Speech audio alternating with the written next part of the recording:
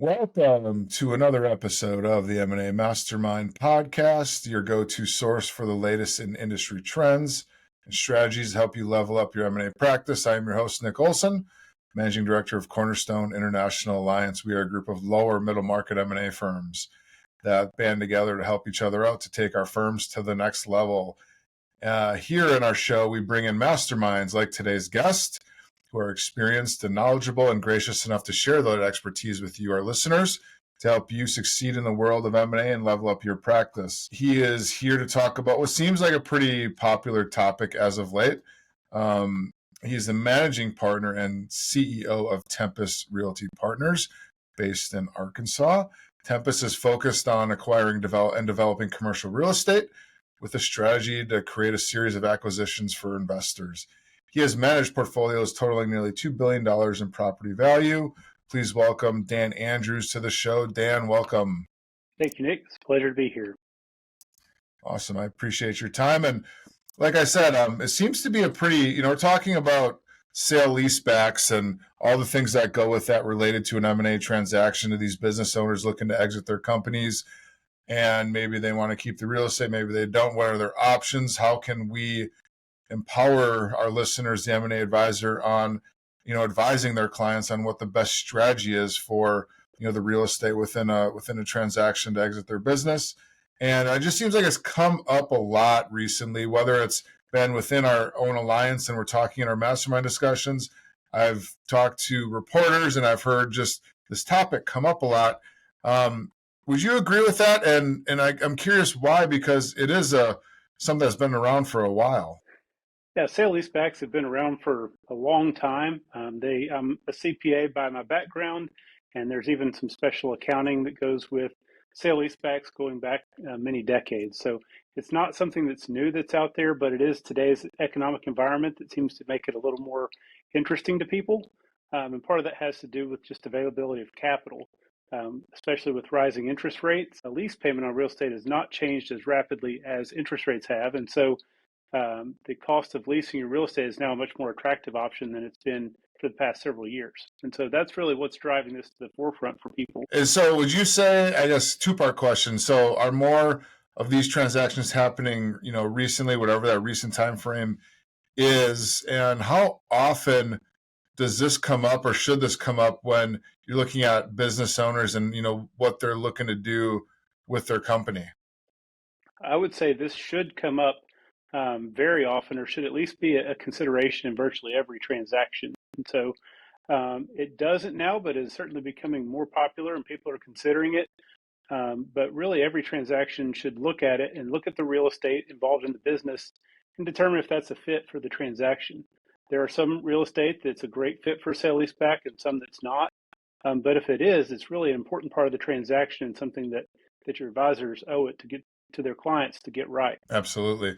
So we're going to dive into that, but I just want to kind of help our audience understand a little bit about your background in Tempus Realty and what kind of work you guys are doing.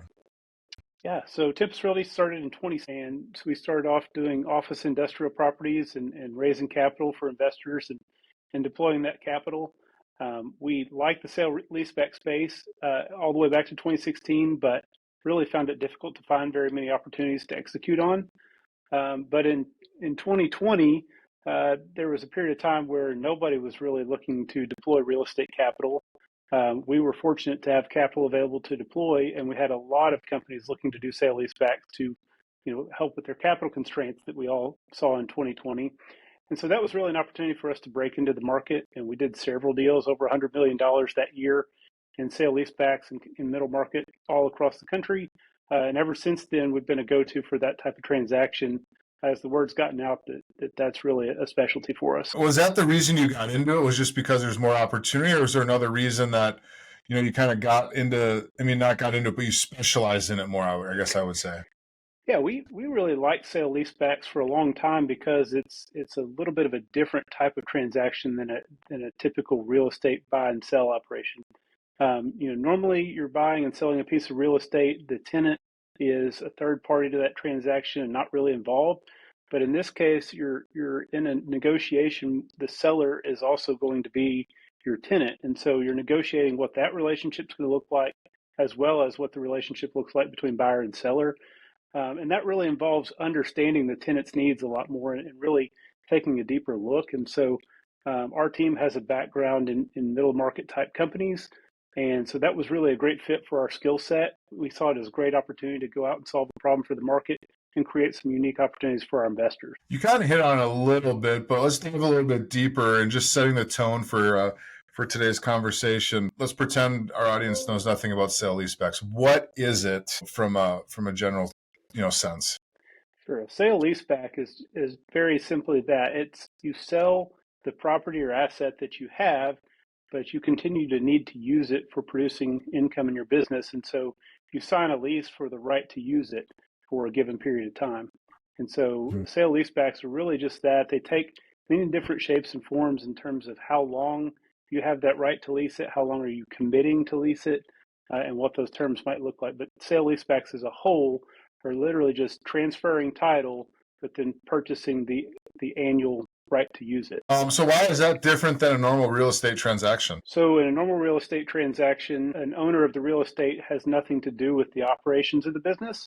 And so they are just interested in what they can return on their investment from holding that real estate. And so they are negotiating for an outcome solely based on returns and the terms of a purchase and sale transaction without regard to the needs of the tenant. And in a sale leaseback, the negotiation about the relationship between landlord and tenant and what that will look like post-transaction is perhaps more important even than the terms of the selling price, because that commitment is going to last for years or even decades beyond the closing of the real estate. Right. How should our listener think about this kind of opportunity? And what are some factors, I guess, or some things that we should be looking at? We're talking to a business owner, maybe it's a prospect, or maybe we've signed an engagement agreement to help them, sell their company. And, what are some things that at that point in time we should be looking at to see, or the, questions to ask, or whatever the case may be, to uncover whether or not, this is something as, this business owner should consider? I think the first thing you want to find out is early on in the relationship with this owner is, well, tell me about your thoughts about this real estate. Do you personally own the real estate? Do you own it in a trust for your kids? What are your plans for it? Do you plan to own that and continue to lease it to whoever buys it? Are you looking to fully monetize this real estate and diversify? How are you thinking about that? And then the second thing is to come to the table with a little bit of understanding about how this fits for a potential sale leaseback. So, properties that are located in mid-sized to larger MSAs are going to be much better fit than properties that are located in rural areas.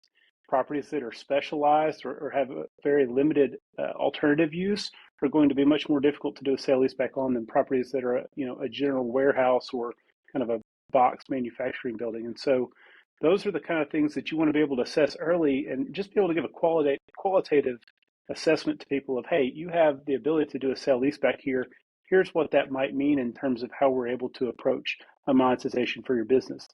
The second thing you would talk about there is timing.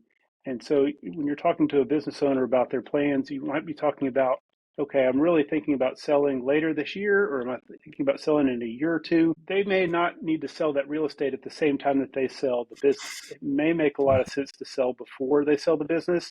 Sometimes it might make sense to sell it at the same time. And so having that conversation and being able to talk through them, what their goals are, what their needs are, will help them get the most out of that process. When is a good, time or an opportunity to sell before you sell the business? So a great time to sell before you sell the business would be something when you say, okay, I know that I want to sell this real estate. This real estate is, very well positioned for a sale leaseback, and I have owned this real estate for a long period of time. I have a very low tax basis in the property, and I'm a little bit flexible on when I sell it, but I should sell before I go to close on the sale of my business. If you have that time frame where you can work and think about it over a little bit of time, you can do some really effective tax planning and do things like 1031 exchanges or diversifying that property over a series of other properties. One mistake people make is if they say, well, I'm going to hold it all until I get right up to the closing of my business, And then the time frame for the real estate is typically contingent on or tied to the sale of the business. And what that means is there's a specific window after you sell that you can redeploy those proceeds into another property tax deferred.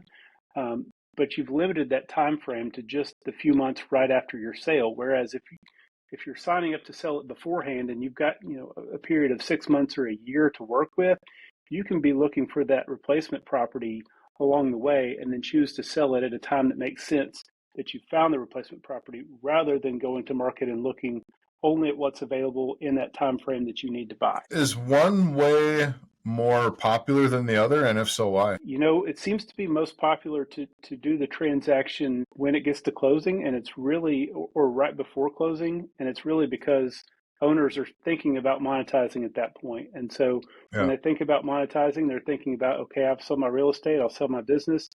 And that doesn't necessarily have to be the case. You can do a transaction on the real estate and continue to own the company for a number of years.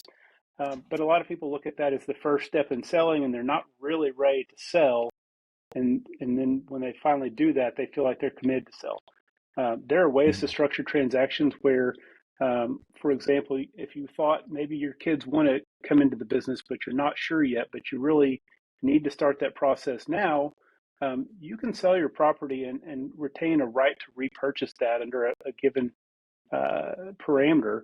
And while that may not necessarily optimize your overall price, it does preserve your flexibility and preserve your ability to pursue that advantage tax structure we talked about earlier. Now, you had mentioned in this, so you hit on something there that was interesting. You said that business owners, might not want to do it beforehand because it can mean, the first step in the eventual sale of the business. As we know, that's a highly confidential transaction that, business owners typically don't want people to know about until, they sell the business.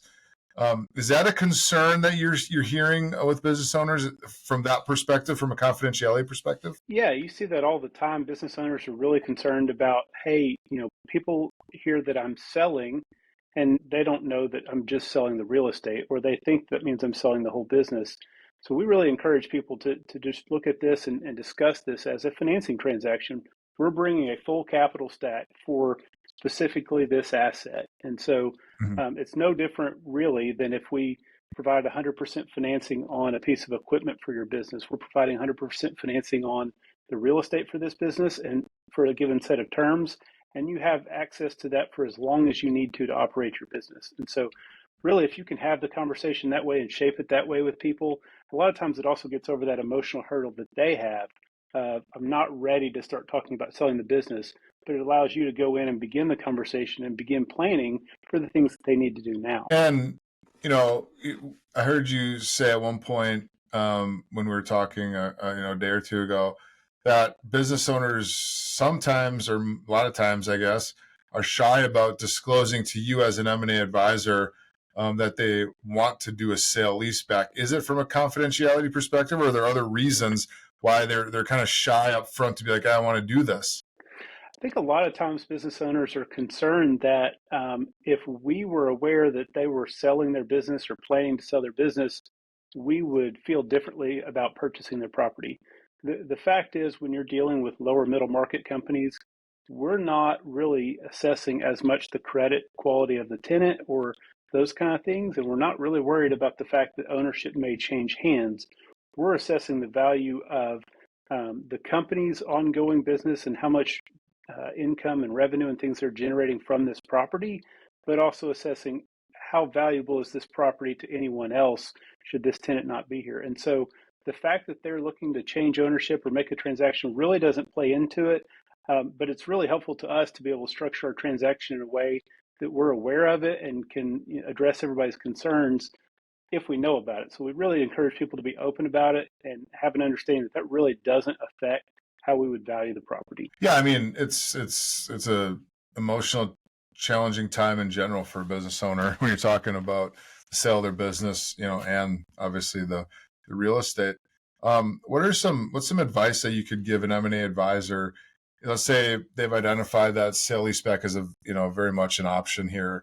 Any advice you give an M&A advisor to how they can help set the stage set up the transaction to be successful with incorporating that sale leaseback in the equation? I think if you're advising someone on selling their business, the best outcome is likely to be to transact on the real estate ahead of time. Go ahead and get that transaction done.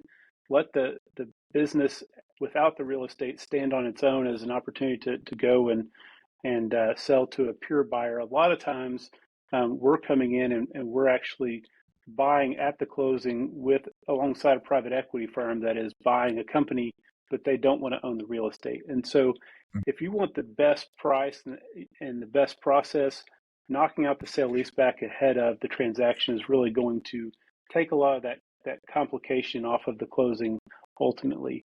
The second thing is just being able to get a reasonable answer and a reasonable expectation of what this property may be worth. And really that goes to connecting with people local in that specific market who understand what the market dynamics are there. You can't go and pull, a CBRE market research or things like that.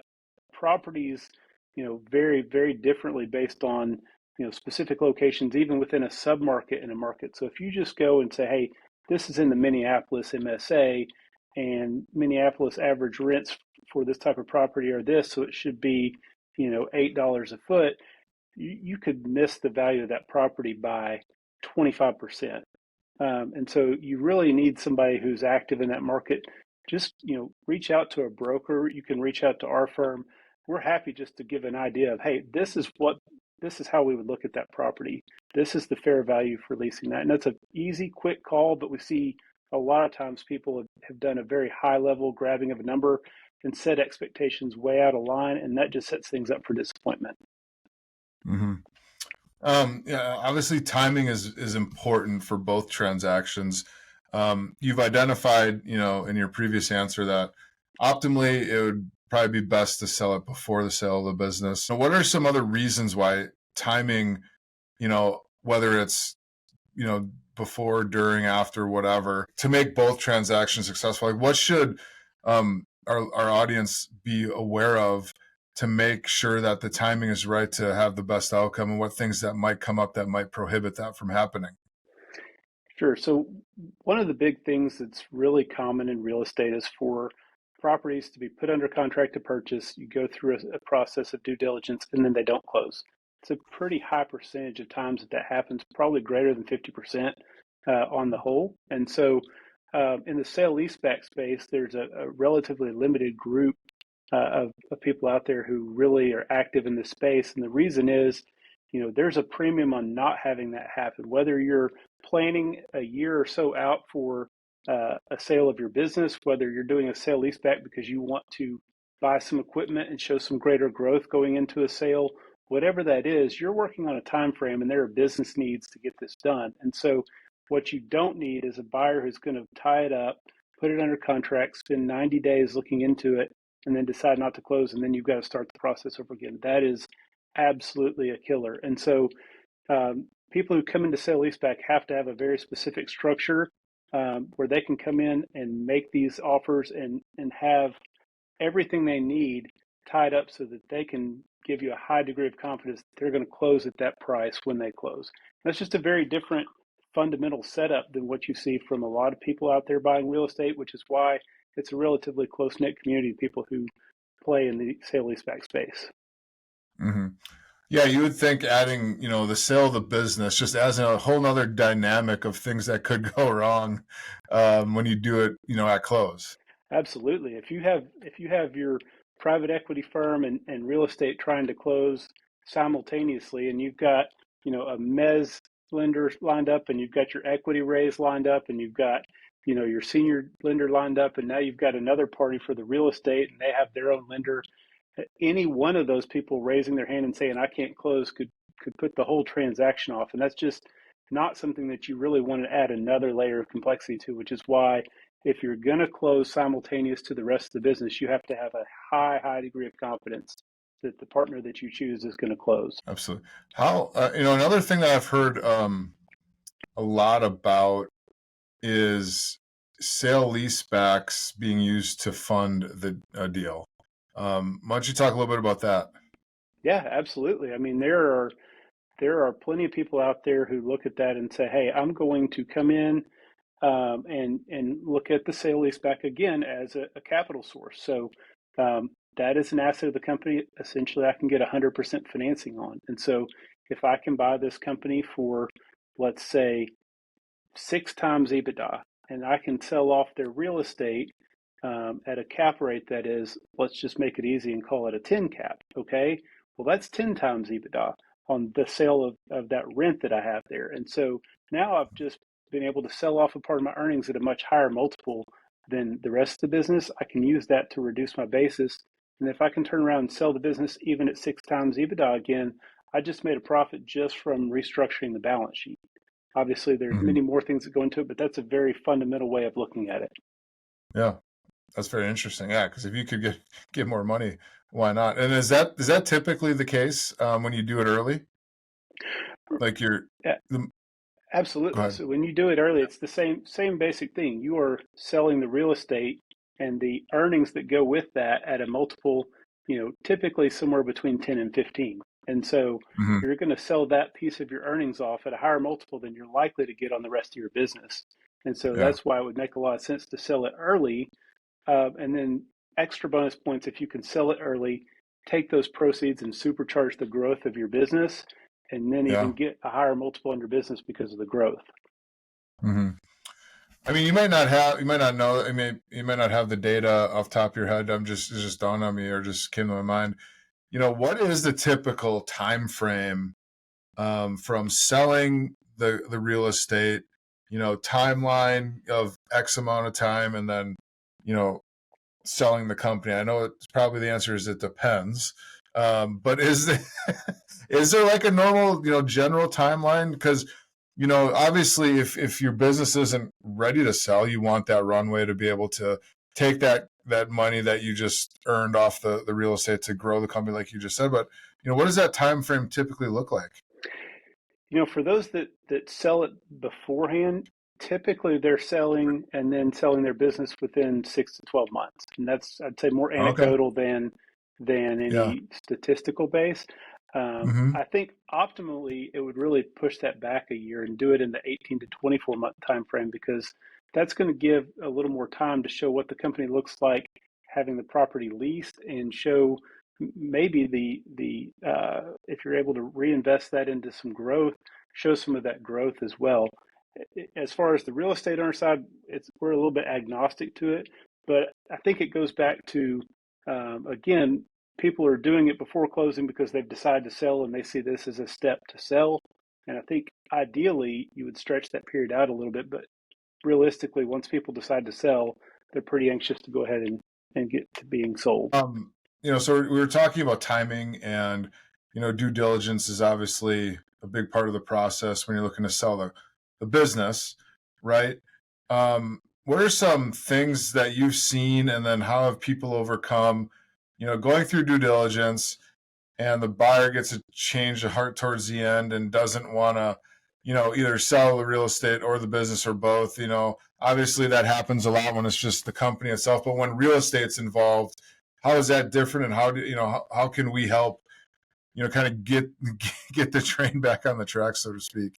Yeah, so one of the things you can do to really take a lot of the risk off the table is there are kind of three big reports that you want to get before you go to closing. So one's called a property condition assessment, and that's where you have a specialist firm come in, look at all the major components of the building, from the foundation to the HVAC and all these kind of things, just to say, hey, these are the things that need attention. Here's the condition of the building. So you have a third party firm that puts that out there. The second thing you're going to have is environmental assessment.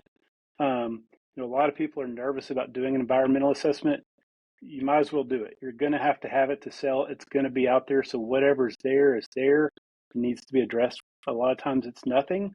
Even if it is something, a lot of times there are ways to work through that are really not that painful, but you need to have that done. And then the third thing that you need to have is survey. And so if you can have those things done ahead of time, you can go out to prospective buyers and say, hey, we've already had these done. They're going to have to either get them recertified to them or have their own people look into it. But you can go and say, hey, we've had these done. Will you accept these? And that's going to take a lot of their reasons for raising their hand and saying we're out off the table on the front end. And that really just leaves financing and their ability to close. And if you've got the right due diligence process where you're diligencing the buyer in place, you can take a lot of that off the table as well. And so then you can really take a lot of the uncertainty out before you agree on a buyer, because once you agree on who that firm is going to be that's going to buy the real estate, it's still a 60 or so day process to go from there to closing. You've got to negotiate the lease, you've got to figure out all these details, and then you just have to go through the legal documentation and things, and that's going to take about 60 days. So that's how that needs to line up. Yeah, that's great insights. Now, when you're looking at a sale leaseback, there are typically a limited group of buyers for these type of transactions. Is that correct? That's right. So it's pretty limited because most firms out there in the real estate space, and there's a lot of them, but most of them will go out, put a property under contract, and then go out and assemble the capital. So they'll find their financing, they'll find their equity capital, and then they'll come back, they'll waive their contingencies, let their earnest money go hard, and close. Well, that's a lot of risk in a sale leaseback transaction because a lot of people, it doesn't cost you anything to go put a property under contract. And then you think you got a good deal, then you try to go convince other people you have a good deal and put it together. You don't want to take that risk as a seller because, again, it's very detrimental to have a process not close. And so there's a limited pool of people who actually have the discretionary capital. They don't have to go ask people for other capital. They have the discretionary financing that they can already put to work. They can prove all of that. And so when they tell you, I'm going to buy this for this, everything's already handled.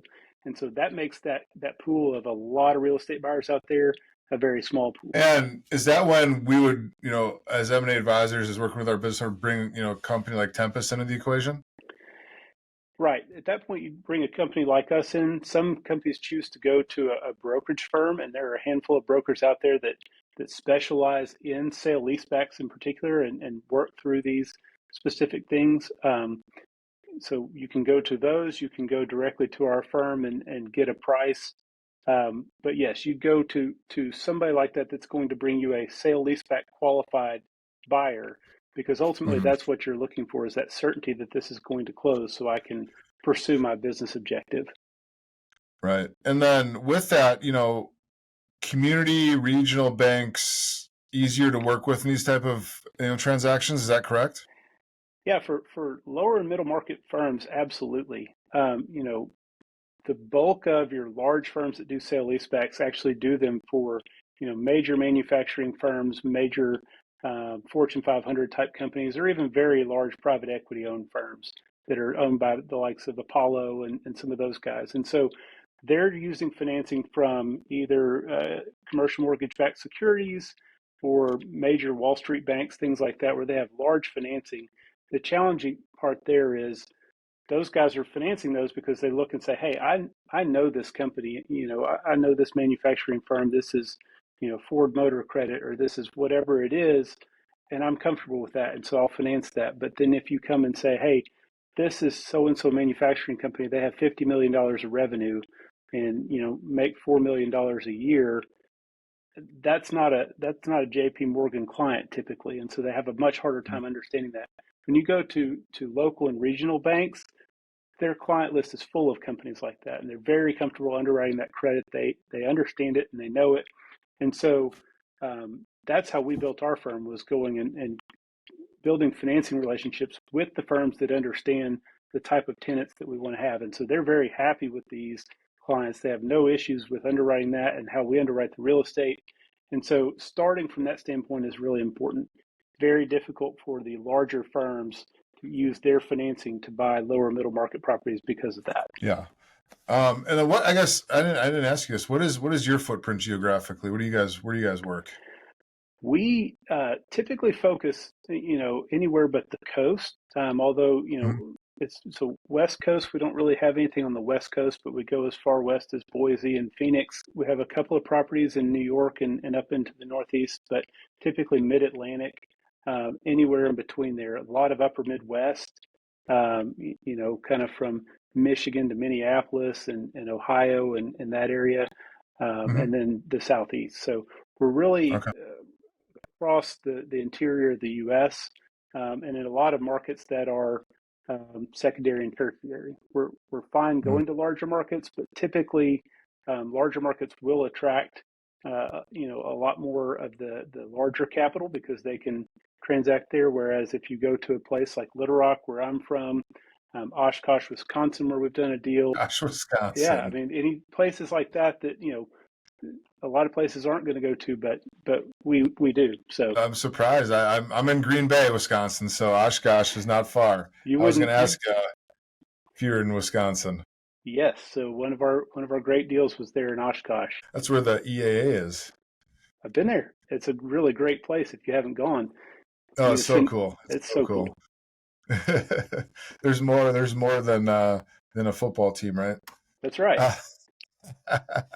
Uh, what are kind of going on the opposite side? What are ways in which a sale leaseback can have a negative effect or can be damaging to a transaction? Lease with, there is risk in my tenant, so I'm really buying the building first with this stream of income, but I have to know that I can replace that stream of income. And so if you're telling me that you're willing to pay $9 a foot in rent, but the market's only going to pay $5 a foot in rent, then I really can only pay you based on $5 a foot. Everything else is essentially an unsecured loan, and I'm not really in the business of making that. And so if you want an unsecured loan, you're probably better getting that from someone else anyway.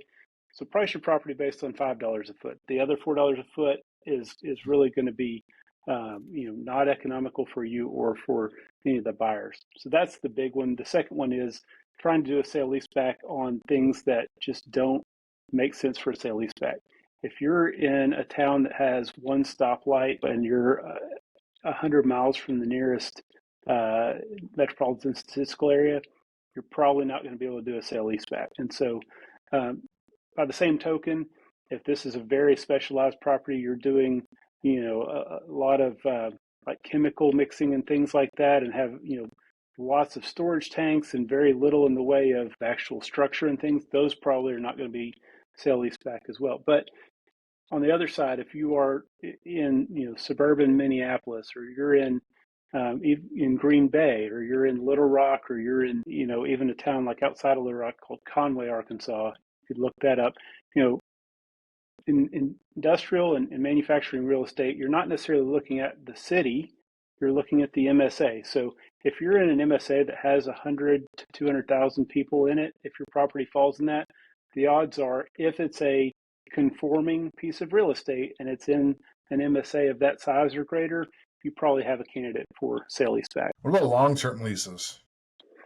Long-term leases typically are good, but you need to structure them according to the market. So a lot of people will go out and say, I'm going to do a long-term lease, but I want to fix my lease rate at this same rate and have no increases every year. Well, if that's not market, then you're basically trading all those increases that you would have had in the future for less value today. And so if you're trying to get, the fair value today, you need to sign a market rate lease. Today, that's typically around 3% annual increases. Some markets it's a little higher, 3.5 to even 4. A few markets it's a little less, but typically you would do a lease. Your optimal value is usually going to be somewhere in the 15 to 20-year commitment, and it's going to have about 3% annual increases over that term. Mm-hmm. Okay, great information. Last topic that I want to hit on, Dan, before we wrap up, and I want to thank you for your time. You'd mentioned briefly at the beginning, but want to dive a little bit deeper on, with proper planning and timing, there's some ability to do some tax planning. Obviously, we can save on that. That's music to business owners' ears, right? So, what do you mean by that, and how can we help the business owner in that regard?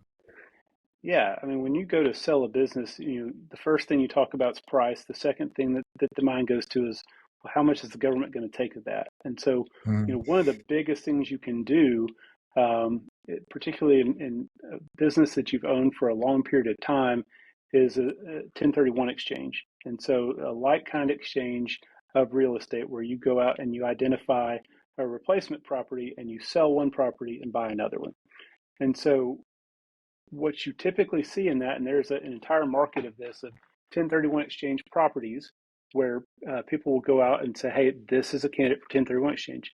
Typically, those are going to be things like Dollar General, a Walgreens. They're net leases, which means they're really easy to administer, and they come in bite sizes that match up with, so typically in the, call it $1 to $5, $6, $7 million price range. You can get gas stations, you can get drugstores. It's those type of properties. But what you don't know is typically the very best of those locations wind up going to the public REITs. They have an arrangement when they go and build these, the absolute trophy locations that somebody develops for a Walgreens or develops for a Dollar General, they're never hitting the market. Somebody has an arrangement that says, I'll buy all of these at this rate, is a little bit less desirable, but still very valuable. You have great credit in a long period of time. But when you have a 1031 exchange, you're really out there looking in a very brief window. You sold your property or you're about to sell your property, and whatever you can find in the next 45 days, 90 days,